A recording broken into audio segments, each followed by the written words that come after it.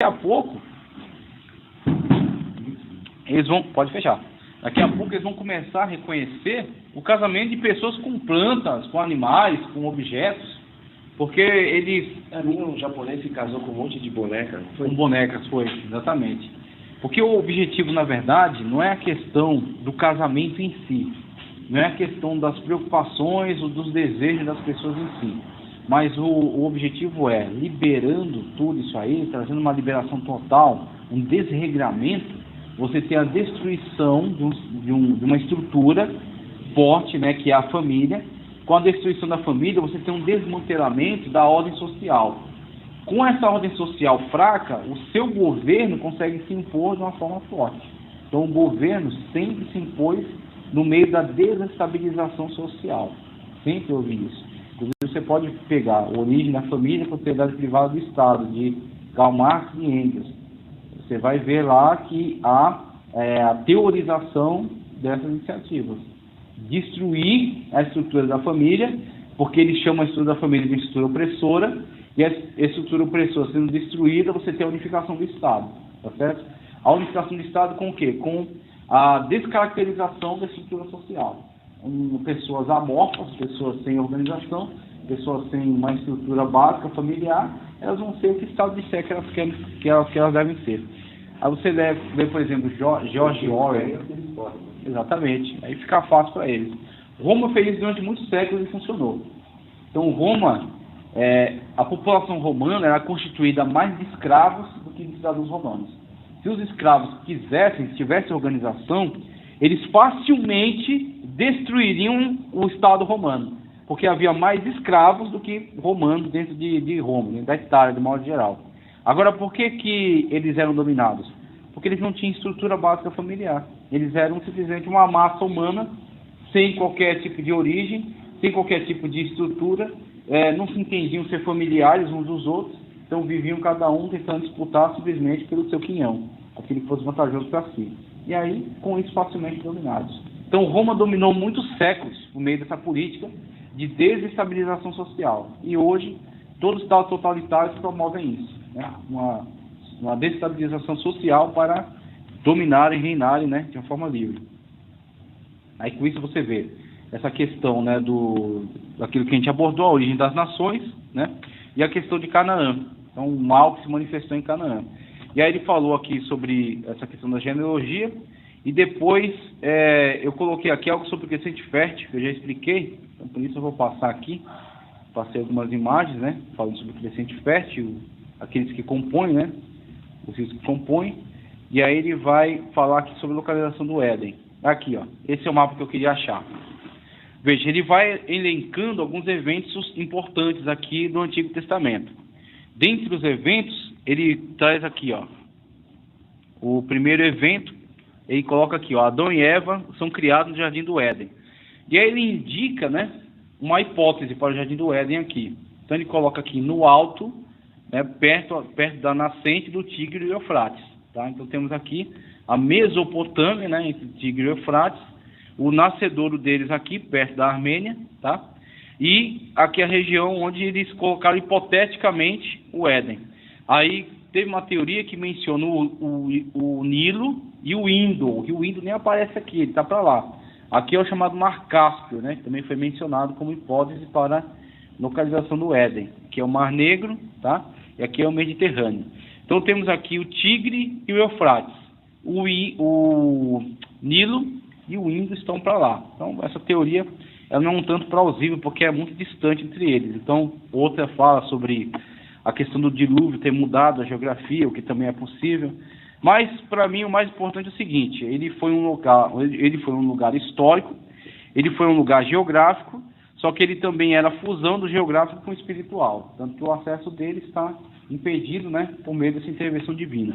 E ele será novamente concedido na era escatológica, quando nós, né,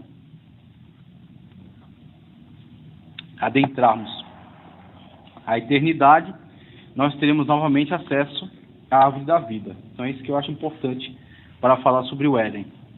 Aí tem os outros eventos aqui, ó, dilúvio, repouso da arca de Moisés, aqui no Ararat, para o 2, o 3, e coloca a Torre de Babel, ó, essa localização aqui, A Torre de Babel, aqui é a Babilônia, tá? Babilônia. O quarto evento que ele menciona é Ur dos Caldeus, ó. Abraão, saída de Ur dos Caldeus, ok? O quinto evento que ele menciona, os patriarcas se deslocando para cá, peregrinando. Aqui temos a Palestina, né? Peregrinando a Palestina. O sexto evento é a descida para o Egito, e depois o êxodo, terra de Gósen, ó, próximo ao delta. Sétimo é a entrada, né? Monarquia hebraica e expansão de Israel, a entrada aqui na terra. E o oitavo e último evento que ele cita aqui é o cativeiro babilônico, quando eles voltam aqui para a região da Babilônia, agora como cativos, né? Depois vão sair, vão voltar nas 3 caravanas aqui de volta para a Palestina. Então temos aqui 8 eventos relevantes no Antigo Testamento, nesse mapa e a localização deles, tá? A origem dos hebreus, vamos lá. A origem dos hebreus. Aqui diz o seguinte, ó. Para alguns eruditos, a palavra hebreu tem sua origem no vocábulo Heber, referindo-se ao filho de Selá, mencionado em Gênesis 10, 25. Esse pensamento parte de uma conclusão tirada de Gênesis 10, 21, onde Sem é apresentado como sendo o pai de todos os filhos de Heber, ou seja, dos hebreus, né? Dentre os filhos de Heber, né, os hebreus. No entanto, é ainda questão aberta se o termo hebreu vem de Heber, filho de Selá, ou se é derivado do verbo haver, que significa passar além, referindo-se ao fato da saída de Abraão do sul da Babilônia. A primeira vez em que essa palavra aparece na Bíblia está relacionada com a chegada de Abraão em Canaã, o que causa essa ideia de estrangeiro ou imigrante. Então, ou é hebreu porque vem de Heber, filho de Selá, ou é hebreu porque vem de Haver, estrangeiro, imigrante. Então, as duas origens são plausíveis, né? São possíveis aí para a origem do nome hebreu. Alguns hebraístas entendem que essa palavra significa povos do outro lado, referindo-se ao rio Eufrates. Inclusive no Antigo Testamento, quando diz só o rio, ele está falando do rio Eufrates. Geralmente aparece em maiúsculo. O rio, ele está falando do rio Eufrates, de onde veio Abraão. Em última análise, os hebreus têm sua origem em Abraão, conforme atesta o texto de Gênesis 14, 13. Então, Abraão é a origem do tronco genealógico de todos os israelitas, né? Dos israelitas viraram. De Abraão vem Isaac, Jacó, Jacó os 12. Aí dá sequência aí as tribos de Israel. Por isso que todo evento que está ligado diretamente a Abraão, ele ganha uma relevância tal que ele supera até os acontecimentos históricos subsequentes relacionados a Israel em particular. Por exemplo, você tem com Moisés, né, com o surgimento de Moisés, a libertação do povo, você tem a entrega da lei. A entrega da lei no Monte Sinai, né, que passou a vigorar para os israelitas. E aí, de dentro dos israelitas, né, depois de todo o contexto histórico, você tem a vinda de Cristo, né, dentre os judeus, né, e o surgimento da igreja. Assim, muito da cultura hebraica, ela pertence também a nós, né, está também inclusa no nosso conteúdo cultural. Por isso a nossa cultura é judaico-cristã. Né? Muito daquilo que é dos hebreus também comunica-se a nós. Agora veja, algumas questões, elas estão acima até dos hebreus. Então você tem, por exemplo, quando o autor da carta aos hebreus, ele fala do sacerdócio de Cristo, ele não liga o sacerdócio de Cristo a Levi, que é naturalmente o sacerdócio vigente entre os israelitas, né? Ele liga o sacerdócio de Cristo a Melquisedeque. E ele faz isso fundamentado no texto de um salmo. Como o salmista, né, falando, né, declarando acerca da fala de Deus, ele fala: disse o Senhor ao meu Senhor, senta-te à minha direita, até que aponte teus inimigos por escabelo dos teus pés. Né? Tu és sacerdote eterno, jurei e não retornarei. Tu és sacerdote eterno, conforme a ordem de Melquisedeque.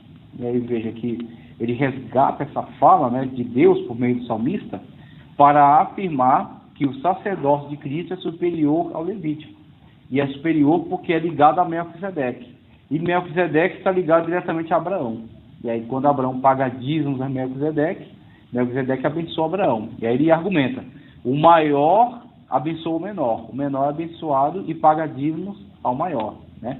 E aí você tem Abraão sendo abençoado por Melquisedeque, entregando dízimos a ele. E aí ele vai numa sequência: Abraão será pai de Isaac, que será pai de Jacó, que será pai de Levi. Então Levi estava nos lombos de Abraão. Se Levi estava nos lombos de Abraão, quando Abraão foi abençoado, aquele que o abençoou é maior do que Abraão, consequentemente é maior do que Isaac, consequentemente de Jacó e de Levi. Assim, o sacerdócio de Cristo, tão ligado de Melquisedeque, ele é um sacerdócio superior, é um sacerdócio maior, é um sacerdócio anterior e será um sacerdócio também permanente, né, que ficará permanente, além do sacerdócio levítico. Então é isso que eu acho interessante, quando o autor bíblico ele quer fazer a menção de um evento que é superior, né, ao contexto da história israelita, ele liga-o diretamente a Abraão, porque Abraão é o tronco de onde vai vir todos os israelitas. Por exemplo, Paulo falando sobre a fé, ele não diz que a nossa fé é a fé de Moisés, é a fé do povo de Israel. A nossa fé é a fé de Abraão, Abraão o pai da fé, e todos que são da fé são filhos de Abraão. Veja que coisa extraordinária, né? Ele não se preocupa em fazer de nós filhos dos israelitas, né? Filhos da promessa, porque você foi e tomou um banho no Rio Jordão, porque você subiu o Monte Sinai. Não, ele fala, isso aí não tem mais, não tem grande importância para nós. Isso não é relevante para nós. O importante é que você tenha a fé de Abraão. Então, Abraão que atendeu o chamado de Deus para peregrinar numa terra que Deus ia mostrar. Então, Abraão agiu por fé. E a fé foi imputada por justiça. Assim sendo, que nós agimos por fé, nós temos a fé de Abraão e somos filhos dele pela fé. E aí, juntamente com os israelitas, que são filhos genealogicamente, nós somos filhos de Abraão, filhos da fé. É a importância, né, que Paulo dá, essa questão da manifestação da fé, e como isso supera a questão da lei, né, que vai surgir entre os hebreus. Saída de Abraão da Mesopotâmia, até indicou aqui já, né, os caldeus, a saída dele da Mesopotâmia, e aqui esse mapa que ilustra, tá? Então a migração de Abraão a outros caldeus, na rota aqui seguindo o Eufrates, tá? Seguindo aqui o Eufrates, é a migração de Abraão de Harã, né, até a terra prometida, né, para peregrinar, saindo de Harã aqui ao norte, cidade de Harã. Então Harã está aqui no alto da Mesopotâmia, né? Então os arameus. Ele desce aqui para a Palestina para peregrinar na terra, né? Até desce o Egito em uma ocasião, depois retorna. Eleazar traz Rebeca para casar-se com Isaac. Veja como Abraão, ele desce para a terra de Canaã, mas ele tem um cuidado de não se, vamos dizer assim, não se misturar, não se relacionar intimamente. Ele tem algum relacionamento, sim, mas ele tem um cuidado de não se relacionar intimamente com o povo da terra. Então você vê que desde a época de Abraão já se enxergava no povo da terra atitudes reprováveis, adoração a deuses estranhos, cultos estranhos, né? Culto de sensualidade, culto de promiscuidade. E Abraão tem um devido cuidado de não se relacionar com o povo de lá, tanto que ele chama seu servo Eleazar para buscar uma esposa para Isaac, buscar Rebeca dos seus parentes lá em Harã. Não que eles fossem todos tementes a Deus, não que eles fossem todos servos do Deus verdadeiro, mas eles tinham tradições familiares que eram comuns a Abraão. Então ele busca dentre um integrante daquelas tradições para que continue então, né, de acordo com essas tradições. E aí Rebeca virá, depois, né, Jacó será enviado para lá para também buscar uma esposa dentre aqueles parentes, né, quando haverá o casamento lá de Léa e Raquel e as duas concubinas de Milde, né? Sabe, das 4 esposas, né, da região. Já Esaú, para fazer raiva aos seus pais, o que ele faz? A primeira coisa que ele faz, se casa com as mulheres dali mesmo. E aí vira um tormento lá para sua família. E os edomitas viram uma nação que, mesmo tendo uma origem comum com os israelitas, né, são filhos de Jacó, todavia acabam sendo reputados como gente de segunda categoria. Por quê? Porque ele fez essa mistura com povos que eram condenáveis, que tinham atitudes condenáveis, que tinham práticas condenáveis. E assim ele acaba se deixando levar, né, por esse tipo de contaminação, né, e torna-se então os edomitas futuramente, que serão em algum momento da história respeitados, né? Deus ordena a Israel que não invada Edom, ordena a Israel que não destrua os edomitas, ok? Israel só agride os edomitas quando os edomitas o agridem, né? Se volta contra ele, aí Israel vai lá e, né, guerreia, derrota, impõe lá corvéia, né, durante um tempo, mas depois os libera, porque Deus, de fato, tem misericórdia, né? Deus permite que os edomitas tenham a sua terra e vivam lá. Até que, de fato, os edomitas, ao longo da história, se voltam de uma forma tão violenta, tão agressiva contra Israel, que Deus levanta o seu profeta, Naum, para profetizar a destruição mesmo dos edomitas, né? Mas temos aí essa questão histórica, e como Abraão deu tanto valor a buscar pessoas, né, que estão ligadas à sua tradição, as tradições familiares que estavam preservando, para que eles pudessem então participar aí dessa chamada, né, chamada de Deus. E aí Deus será o Deus de Abraão, Isaque e Jacó. Veja, a saída da Mesopotâmia, que ele falou aqui, e aí ele aponta como entre 2000 e 1500 a.C., metade do segundo milênio, né? Metade do segundo milênio antes de Cristo. Local de onde Deus chamou Abraão, e aí ele vai falar das duas situações, uma de Harã e outra de Ur. Então, os textos bíblicos vão apontar diferentes chamadas, mas a explicação que a gente tem para essa questão dessa chamada dupla é que Abraão, quando é chamado de Ur dos Caldeus, você tem que se recordar que ele sai com toda a família, tá? Ele sai com seu pai, inclusive. E na tradição da antiguidade, principalmente ligado a essa questão dos clãs, né, não havia, o Estado não era tão forte, tá? Então levantava-se um rei sobre a terra, e o rei, de acordo com o poderio que ele tinha bélico, né, de exército, ele conseguia expandir sua influência. Então você vai ter, por exemplo, grandes figuras que virão depois, Hammurabi, né? Hammurabi conseguirá exercer uma grande influência a partir daquelas leis que ele promulga, né, e a força militar que ele tinha. Antes dele teve um tal de Ur-Nammu, que também conseguiu promulgar algumas leis importantes. Mas, de modo geral, os monarcas e o Estado, né, esse Estado da época, né, arcaica, ele não exercia tanta influência sobre a sociedade, ok? Então, como é que a sociedade tem que se virar? Quando você tinha um problema, você não chamava polícia, porque não tinha polícia. A guarda do monarca era para ele, era para os problemas dele, para ele fazer as conquistas, invadir outros países. Então, como é que você se virava? Para fazer a sua proteção, para fazer o seu comércio, para cuidar das suas terras, para você ser respeitado? Você tinha que estar dentro de um clã. Então, você estava inserido num clã. Então, todas as pessoas tinham que estar dentro de algum clã. E esse clã tinha o chefe, né? Tinha um líder, que geralmente era o ancião. Então, o ancião, ele era um pequeno rei de um pequeno país, um país, né, que era a sua própria família. Então, os seus familiares diretos, agregados, né, aqueles que estão incluídos ali dentro daquele clã familiar. Então, esse patriarca do clã, ele é a lei ali. Ele é o judiciário, ele é o executivo, tá certo? Ele que dá a ordem ali dentro daquele pequeno agrupamento de pessoas. Assim sendo, quando Abraão se desloca de Ur dos Caldeus para Harã, seu pai ainda está dentro ali. Assim sendo, seria ilógico ele ser a liderança daquele clã, porque seu pai ainda está vivo, Terá ainda está vivo. Então, a chamada de Abraão de Ur, ele não é ainda a liderança da chamada, o que Deus queria que ele, de fato, fizesse, que ele fosse. Abraão será o líder da sua chamada, né, do seu clã, quando na situação seu pai já terá morrido, e de Harã, né, da cidade de Harã para Canaã, ele agora é o chefe do clã, ele agora é o líder, né, do seu agrupamento de pessoas.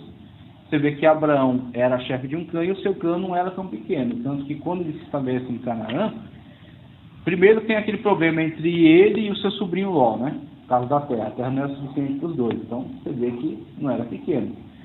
Segundo, que quando Ló se estabelece nas campinas de Sodoma e Gomorra, e vem lá os reis, aquele grupo de reis que assaltam a região e levam Ló sequestrado, né, que é Dor-Laomer, na Mesopotâmia, Abraão, com o seu clã, ele é suficiente para armar, né, um pequeno contingente, um pequeno exército, e tomar de assalto aquele exército que havia sequestrado Ló, libertar Ló do cativeiro e ainda trazer despojos. Então, quer dizer, Abraão não era chefe de qualquer coisa. Estava somente Abraão, Rebeca, Ló e a esposa. Não, havia um grupo de pessoas se deslocando, né? E, de fato, esse grupo tinha algum poder sobre a terra. Então, você vê, a realidade do clã é essa. Por isso que a chamada de Abraão é dupla. Haverá uma chamada em Ur, Deus já tem um compromisso com Abraão, ele já está ouvindo a voz de Deus. Só que ele não é o chefe do seu clã. Ele será o chefe do seu clã quando ele, seu pai morrer, então ele atende a chamada de Arã para a Palestina. Tá? Então tem essas duas situações aí. A entrada de Abraão em Canaã, conforme em Hebreus 11:8, Abraão saiu de sua terra sem destino definido. Foi em demanda de uma terra ignota, porém abençoada. Sair à procura de uma terra onde pudesse edificar uma nação livre da idolatria. Embora Deus lhe ordenasse que saísse de entre sua parentela, Abraão saiu acompanhado pelo seu pai e pelo seu sobrinho Ló. Arã ficava na Mesopotâmia, situada a 32 quilômetros a suleste de Urfa, Edessa, é uma das importantes cidades da antiguidade. Edessa, tem outras cidades, Assur já existia, Babel já existia, então tem algumas importantes cidades. Egla, das importantes daquela época. As margens do rio Balique, um tributário do grande rio Eufrates. Este foi o primeiro lugar em que Abraão parou, talvez pensando que seria ali o lugar onde Deus queria que ele ficasse, de onde possivelmente recebeu a segunda chamada. Nesse tempo, Arã já era uma região muito bem povoada, com estradas para a Babilônia, Síria, Ásia Menor e Egito, por onde marchavam constantemente caravanas de tropa militar. De Arã, Abraão seguiu viagem até chegar a Siquém, Gênesis 12:6. Entretanto, a tradição diz que antes de chegar a Siquém, ele habitou por algum tempo em Damasco, onde nasceu Eliezer, chamado Damasceno. Né? Então isso aí não é texto bíblico, mas é uma tradição importante. Por isso Eliezer, o Damasceno. A viagem de Arã até Siquém é de aproximadamente 1.300 quilômetros, através de um dos mais belos cenários do mundo. Siquém foi o primeiro lugar de Abraão. Você vê que Siquém, ela vai ganhar relevância bíblica, histórica, de tal modo que no Antigo Testamento, na época já dos reis de Israel, os reis do norte vão estar, de certa forma, sempre relacionados a Siquém. Você vê o tabernáculo, fica um tempo em Siquém. Alguns reis, quando são consagrados, eles estabelecem seu palácio em Siquém. Então Siquém ganha uma relevância histórica muito importante. Por quê? Por causa do contexto. Então você vê, Siquém tem memória, Siquém tem história bíblica, Siquém pode ser mencionada como um lugar onde nosso pai Abraão esteve. Assim sendo, por causa dessa relevância histórica, aquele que quer se fazer importante no reino, relaciona a sua história a Siquém.